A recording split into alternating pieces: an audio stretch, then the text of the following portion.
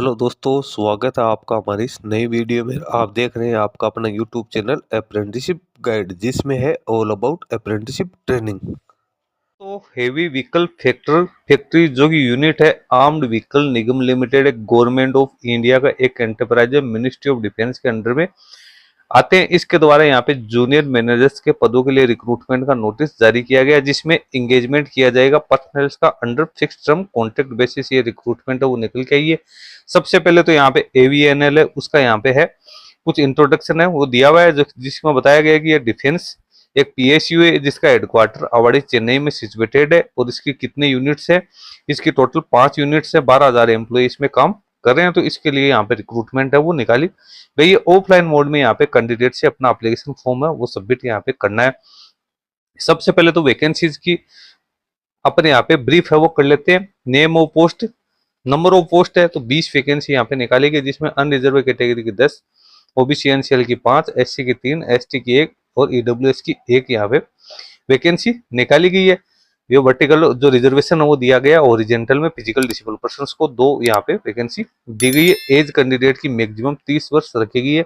Education qualification की बात करें तो कैंडिडेट के पास में फर्स्ट क्लास इंजीनियरिंग या टेक्नोलॉजी इन स्ट्रीम के अंदर है वो ग्रेजुएशन पास आउट होना जरूरी है। यानी कैंडिडेट के पास बीई बीटीए की क्वालिफिकेशन है वो मिनिमम 60% मार्क्स के साथ होने जरूरी है। या आपके पास में यदि आपके पास में बी बीटेक नहीं है तो फर्स्ट क्लास की डिग्री आप लोगों के पास में होनी जरूरी है, और 2 साल का एमबीए एनी डिसिप्लिन में आपके पास में होना जरूरी है। तो दोनों ही प्रकार की यहाँ पे है वो एजुकेशन क्वालिफिकेशन रखी गई। जॉब स्पेसिफिकेशन की बात करें तो for carrying out activities in material management division of HVF, तो जो मटेरियल मैनेजमेंट का काम है वो आपको करना है। रोल्स एंड रेस्पॉन्सिबिलिटी आपको यहाँ पे पूरी दी के। टेन्योर की बात करें तो शुरुआती तौर पे 1 साल के लिए कैंडिडेट को एंगेज किया जाएगा, जिसको आगे एक्सटेंड वो किया जा सकता है। कंसोलिडेट मंथली रिम्यूनरेशन 30,000 प्लस जो भी आईडीए है वो कैंडिडेट को यहाँ पे मिलेगा।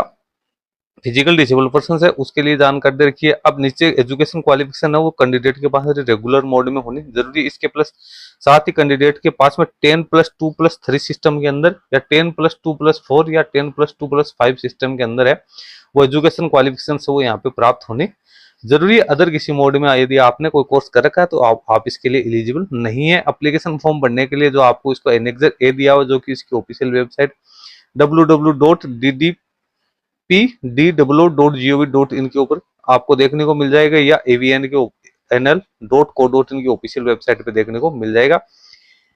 इस वो हार्ड कॉपी उसकी भेजनी है जिसको आपको अच्छी तरीके से फिलअप करना है। इसके साथ सेल्फ टेस्टेड कॉपीज आपको लगानी है अपनी एज, क्वालिफिकेशन, एक्सपीरियंस के रिगार्डिंग, और इसको भेजना है ऑर्डिनरी पोस्ट से chief general manager heavy vehicle factory Avadi Chennai. आपको इसको भेजना है और लिफाफे के ऊपर आपको अपना नाम लिखना है, name of the post, applied for the post, bag number 1, और लास्ट डेट है 11 अक्टूबर 2025 यहाँ पे रखी गई है।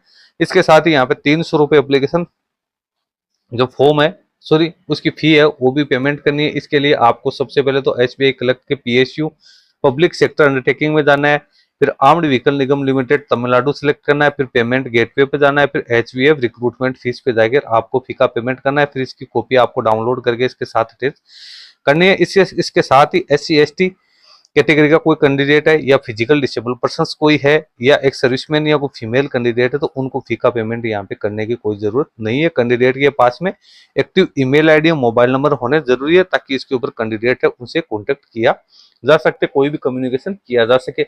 ये एनेक्सर्स है, आप यहाँ पे चेक कर सकते हो।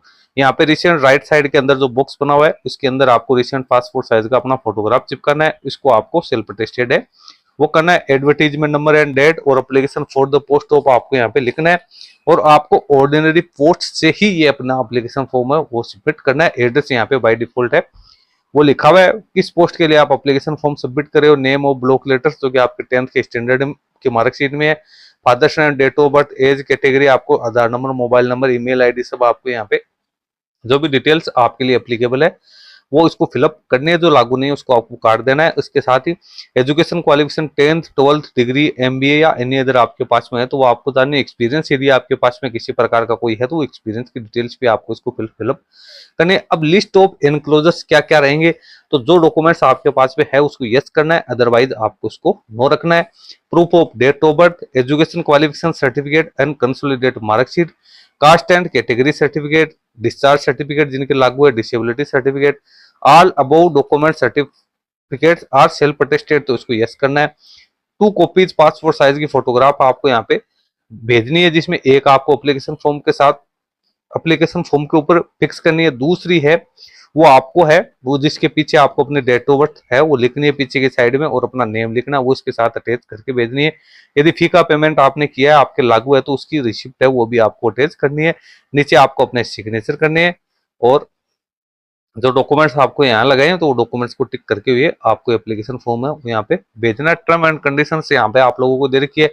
इनके भी सिलेक्शन किस हिसाब से होगा, तो सिलेक्शन प्रोसेस जो है, सबसे पहले तो आपकी एप्लीकेशन फॉर्म है उसकी स्क्रीनिंग है वो की जाएगी, उसके बाद आपका इंटरव्यू है वो कंडक्ट किया जाएगा। अब यहाँ पे फाइनल मेरिट लिस्ट किस आधार पे बनेगी, तो आपने बीटेक या बीटेक में जो मार्क्स प्राप्त किए उसको 85% वेटेज दिया जाएगा। अदर यदि आपके पास में डिग्री है बीटेक के अलावा तो 35% तो आपकी जो डिग्री है उसको वेटेज दिया जाएगा। 50% है वो आपके एमबीए को यहाँ पे है वो वेटेज दिया जाएगी। यानी इसमें या तो आपके पास में बीटेक है तो एमबीए की कोई जरूरत नहीं है, यदि आपके पास बीटेक नहीं अदर कोई ग्रेजुएशन पास की क्वालिफिकेशन है तो आपके पास एमबीए होना यहाँ पे जरूरी। Interview for short listed candidate जो कंडक्ट किया जाएगा 15% वेटेज है उसको दिया जाएगा, इसी के आधार पे फिर आपकी फाइनल मेरिट लिस्ट वो जारी की जाएगी। इसका रिजल्ट है इसकी ऑफिशियल वेबसाइट के ऊपर ही जारी किया जाएगा। शॉर्ट लिस्टेड कैंडिडेट है उनको सिर्फ इंटरव्यू के लिए बुलाया जाएगा, ये फिजिकल भी हो सकता है और वर्चुअल मोड में भी हो सकता है।